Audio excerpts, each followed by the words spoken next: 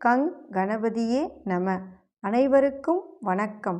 கந்த புராணத்தின் இந்த பதிவை உங்களுடன் பகிர்ந்து கொள்வதில் மிக்க மகிழ்ச்சி அடைகிறேன்.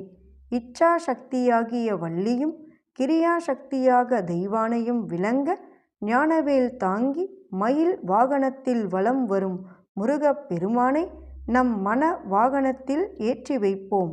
16 பேறுகளையும் தன் 12 கைகளாலும் வாரி வழங்குவான் நம் வடிவேலன். கந்த புராணம் 7 உபதேச காண்டம். அதில் 77 வியாசரின் வாக்குவாதம். அதன் தொடர்ச்சி. பரமேஸ்வரர்தான் பர தத்துவமானவர். அவரே உலகங்கள் அனைத்தைக் காட்டிலும் அதிக சிறப்பு வாய்ந்தவர். இதுதான் சத்தியமான வார்த்தையாகும். இதுவே சத்தியம் என்று நான் என் கைகளை உயர தூக்கிக் கொண்டு சொல்லுகிறேன். சகல உலகங்களுக்கும் கர்த்தாவாக நான் இருந்த போதிலும் எனக்கு கர்த்தாவாக விளங்குபவர் அந்த சிவபெருமானே அன்றி வேறு யாருமில்லை. ஆனால் அவருக்கு கர்த்தா வேறு யாருமே இல்லை. சர்வேஸ்வரரான அந்த சிவபெருமானே சகல உலகங்களையும் இயக்கி வருகிறார். அவருடைய அருளினால்தான் அனைவருக்கும் சம்சார சாகரத்திலிருந்து மோட்ச சாம்ராஜ்யம் கிட்டுகிறது என்று கூறிவிட்டு அங்குள்ள மற்ற முனிவர்களோடு சேர்ந்து கொண்டு அப்பெருமானை வணங்கி துதித்தார். ஜெய விஜயீ பவ சம்போ மகாதேவனே, சச்சிதானந்த ரூபியே, தங்களை நமஸ்கரித்து வணங்குகிறேன். பராபர கடவுளும் உலகங்களின் நாயகரும் யாகங்களின் தலைவருமாகிய தங்களை நமஸ்கரித்து வணங்குகிறேன். உலகங்கள் அனைத்தையும் உற்பத்தி செய்து அருளிய தங்களுக்கு நமஸ்காரம் என்று திருமால் மற்ற தவசீலர்களோடு சேர்ந்து கொண்டு அப்பெருமானை வணங்கி துதித்தார். அப்போது வியாச முனிவரும் தம் புத்தி மயக்கத்திலிருந்து விடுபட்டு, சம்போ மகாதேவனே, உலகங்கள் அனைத்திலும் உயர்ந்தவர், பர தத்துவமாக இருப்பவர், பராபரர், எண்ணிய மாத்திரத்திலேயே சகல உலகங்களையும் ஆட்சி செய்து வருபவர், அவருடைய உத்தரவின்படிதான் பிரம்மதேவர் மீண்டும் சகல உலகங்களையும் படைத்தருள்கிறார். திருமாலும் அந்த உலகங்கள் அனைத்தையும் பாதுகாத்து ரட்சித்து வருகிறார். சதாசிவ பிரம்மத்தை பூஜை செய்து வணங்கிய மகிமையால்தான் பிரம்மதேவன் பிரம்மத்தன்மையை அடைந்தார். அதுபோலவே மகாவிஷ்ணுவும் தனது இருப்பிடமான வைகுண்டத்தை அடைந்தார். மாயைக்கு அப்பாற்பட்டவரும் சர்வ மங்களங்களையும் அளிப்பவருமாகிய அந்த சிறப்பு வாய்ந்த சர்வேஸ்வரனை நான் பக்தி பெருக்கோடு வணங்கி நமஸ்கரிக்கின்றேன் என்று துதித்தார். அதே சமயத்தில் சிவபெருமானாகிய சர்வேஸ்வரன் தம் கணங்கள் அனைவரோடும் அவருக்கு முன்னிலையில் காட்சியளித்தார்.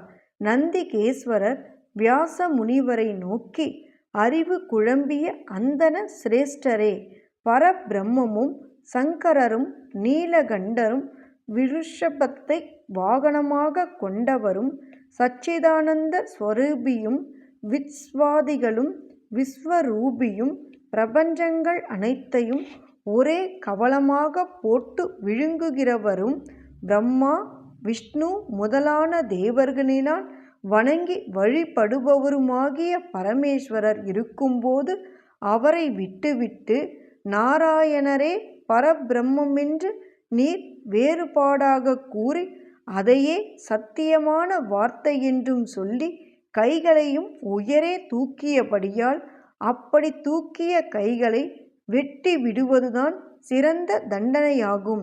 இதோ உம்முடைய முன்னிலையில் பிரதிட்சியமாகியிருக்கும் சிவபெருமானும் அநேக பிரம்மா விஷ்ணுக்களுடைய மண்டையோடுகளினால் அலங்கரிக்கப்பட்ட திருமேனியை உடையவரும் அனைவராலும் அறிய முடியாதவரும் கணக்கில்லாத சிறப்புகளை கொண்டவருமான ஆளுடை அண்ணலை பாரும் என்று கூறினார்.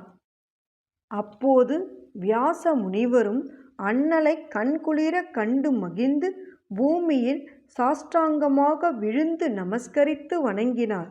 பிறகு அவர் அப்பெருமானை நோக்கி, தயாநிதியாகிய மகாதேவா, மகாதேவா, மகாதேவா, புத்தி மோகமடைந்து அறிவற்ற நிலையில் நான் செய்துள்ள இந்த குற்றத்தை கருணை கூர்ந்து மன்னித்தருள வேண்டும்.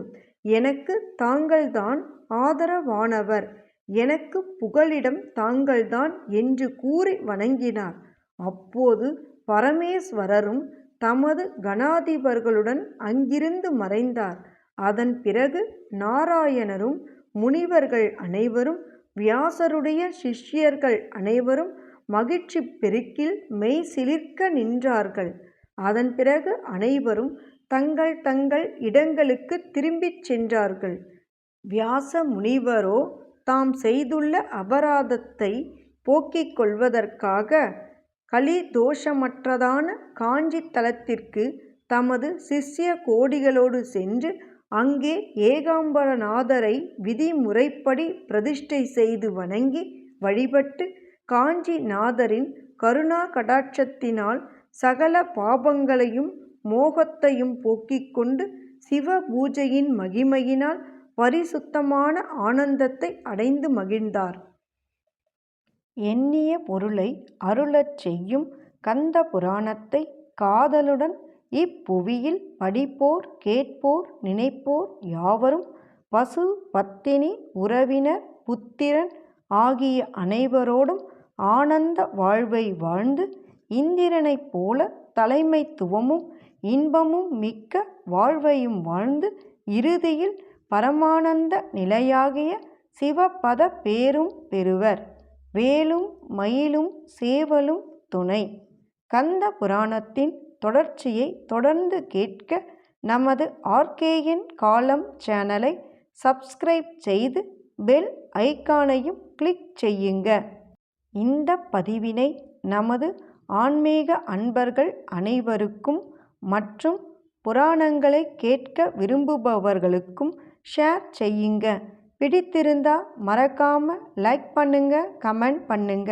தொடர்ந்து கேட்பவர்கள் அனைவருக்கும் எனது மனமார்ந்த நன்றி. நாளையும் வருவான் நமது வடிவேலன்.